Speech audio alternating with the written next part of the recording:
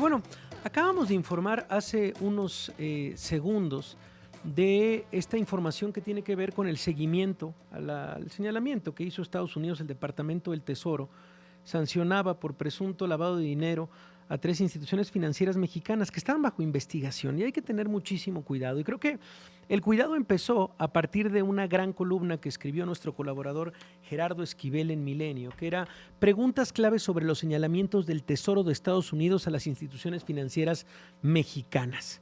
Y se hacía varias preguntas. ¿Son culpables de lavado de dinero las instituciones financieras señaladas por el Tesoro estadounidense? ¿Qué implicaciones adicionales podría tener la declaratoria del Tesoro? ¿Están en riesgo los recursos de los ahorradores depositados en los bancos mexicanos señalados por el Tesoro? ¿Está en riesgo la estabilidad del sistema financiero mexicano por estos señalamientos? Fue una columna, hay que decir, de Gerardo Esquivel, que fue de bote pronto y que aclaraba muchísimas cosas del momento en el que el Departamento del Tesoro hacía este señalamiento. A partir de eso, una semana después, estamos en este momento, en este miércoles 2 de julio, y algunas cosas han cambiado. Han iniciado investigaciones desde este país, ha habido varios pronunciamientos de la Comisión Nacional Bancaria y de Valores, ha cambiado la situación también de estas 3 instituciones bancarias, y me da muchísimo gusto que me acompañe Gerardo Esquivel en su sección. ¿Cómo estás, Gerardo? Te saluda Javier Risco, buenas tardes. ¿Qué tal, Javier? ¿Cómo estás? Buenas tardes. Un saludo a todo el auditorio. Oye, pues una semana y tal vez un par de días después, cambian las respuestas de estas preguntas claves que te hiciste y que respondías muy puntualmente sobre estos señalamientos del Tesoro de Estados Unidos. Este tema de la culpabilidad del lavado de dinero de las instituciones financieras, de las implicaciones adicionales, insisto, con el paso de los días y con las diferentes reacciones a lo largo también de los días, Gerardo. Sí, claro, hay que ir matizando conforme la información va fluyendo, ¿no? Por ejemplo, claramente la respuesta de si son culpables o no, pues sigue sin poder responderse con claridad porque pues no hay pruebas, porque el gobierno de Estados Unidos puede hacer estos señalamientos sin necesidad de aportar pruebas. Pero lo que sí empieza a surgir, eso es importante decirlo, empiezan a surgir algunos indicios que sugieren que pudo haber habido en el pasado, derivado quizá de algunas omisiones en la supervisión, algunas transacciones de naturaleza cuestionable, digamos, por ponerlo en esos términos, ¿no? Por ejemplo, hoy sale un reportaje en El País que señala transacciones del Grupo Vector con una empresa que después fue descubierta o que en algún momento fue señalada ya como una empresa fantasma que canalizaba recursos y que podía estar siendo utilizada para lavado de dinero. Sí, por el cártel de Sinaloa, ¿no? Es la investigación que publica Cedric Raziel. Ajá. Es correcto. Entonces, digamos, empiezan a surgir esos señalamientos que pueden sugerir que en efecto la acusación tiene sentido y que en todo caso entonces empiezan a apuntar en otra dirección, que es en la omisión que pudo haber habido de parte de las autoridades financieras mexicanas, en particular de la CNBV y de la Unidad de Inteligencia Financiera, que pudieron haber pues identificado movimientos extraños y que pudieron haber actuado antes. Entonces, digamos, la culpabilidad o no, insisto, no está demostrada, pero empieza a haber indicios que pueden ir en la dirección de que está justificada la acción, al menos en algunos casos del Tesoro estadounidense. El tema de si las implicaciones siguen siendo las mismas y siguen siendo preocupantes, sobre todo como lo escribí en un artículo posterior a este que mencionas, sí, que es, el riesgo sigue latente para el sistema financiero en su conjunto, no tanto por estas acciones con estas 3 instituciones que ya están, de hecho, intervenidas, que es el otro cambio, digamos, en la realidad después de estos anuncios, que es ya los bancos, ya las autoridades tomaron control, ya designaron entidades o bufetes responsables de hacerse cargo de la gestión del día a día, quitaron de sus cargos al equipo directivo, quitaron de sus cargos al consejo de administración y empiezan ellos a tomar el control de las acciones.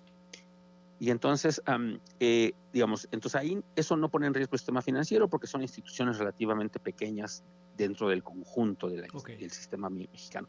Pero sí está el riesgo, como lo señalo, insisto, en una columna del lunes, de antier, señalo que el riesgo existe porque el Tesoro en cualquier momento puede pues, hacer otra vez lo mismo con otras instituciones mexicanas de mayor envergadura, y entonces eso pues ya vimos lo disruptivo que puede ser para una institución. Intercam y Cibanco pues ya empezaron a tener problemas derivados del apuro señalamiento, aunque las acciones que se supone entraban en, digamos, las directrices que mandaba el Tesoro que eran que las instituciones estadounidenses no podían ya hacer transacciones con estas instituciones, no entraba en vigor sino hasta 21 días después del anuncio, o sea, lo cual sería en 2 semanas, pues eso ya no importó, porque ya lo que importa es el daño reputacional. Y rápidamente pues pasó, por ejemplo, que Visa... Sí, eso creo que es el golpe, digamos, el golpe más importante, el tema de justamente esta empresa de crédito, Visa, pues una empresa de pagos digitales, cancela, digamos, cualquier tipo de relación comercial con, por ejemplo, Cibanco, ¿verdad? Eso cambia también todo el escenario. Todo eso empieza a cambiar, digamos, el daño que les empieza a hacer a las instituciones puede ser más profundo, más estructural. Ya independientemente si son culpables o no, empiezan a generar este tipo de reacciones en otros agentes del sistema financiero y que no se esperaron a los 21 días y que sí, sorprendentemente lo hacen con Cibanco, no lo hacen con Intercam. En fin, genera mucha disrupción el anuncio del Tesoro y esa es un poco la preocupación que yo ahora tengo, porque, insisto, creo que las autoridades mexicanas tienen que buscar un acuerdo con las autoridades estadounidenses para que si en el futuro hay señalamientos adicionales que no ocurran como ocurrieron ahorita de manera intempestiva, de tal manera que generan esta disrupción, generan preocupación, generan la salida de capitales, generan la necesidad de intervenirlas, sino que más bien avisen con tiempo con las autoridades mexicanas correspondientes, que se hagan algunas investigaciones y que se pueda proceder de una manera más, digamos, discreta, como ocurrió en el pasado.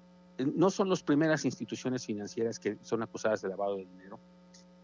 Ya pasó con HSBC hace varios años, se llegó a un acuerdo, se hace de una manera, digamos, consensuada, se les multa.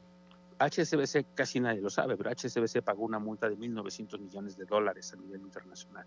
O sea, una suma gigantesca, y se comprometió a hacer fortalecer sus mecanismos de control y hoy en día es una de las instituciones financieras más avanzadas en esa dimensión. Sobrevivió. Entonces las instituciones no tienen que morir o que quebrar como resultado de estos señalamientos, pero es importante en eso que ocurra de una manera consensuada, con intercambio de información, con dar espacio para la negociación, con dar espacio para la supervisión de las autoridades mexicanas. Y eso también implica que nuestras autoridades deben tener gente capacitada, pues sí, lo cual está sujeto, como decía antes, todavía a discusión. Sí, seguramente eso se podrá dar en una reunión bilateral directamente entre ambos países y decir, oigan, ¿saben qué? Podemos tener un proceso, un protocolo, si se va a anunciar desde el Departamento del Tesoro para saber también, bueno, y responder desde este lado. Así que, bueno, gracias, querido Gerardo, de verdad, por este análisis muy importante. Ha sido, sin duda, el tema, uno de los grandes temas de esta semana. Un abrazo. Igualmente, Javier, que estés muy bien. Hasta luego. Un saludo. Pues es la voz de Gerardo Esquivel, el maestro, por supuesto. Escribe en El País, en Milenio y es colaborador de este espacio. Oigan, rápidamente.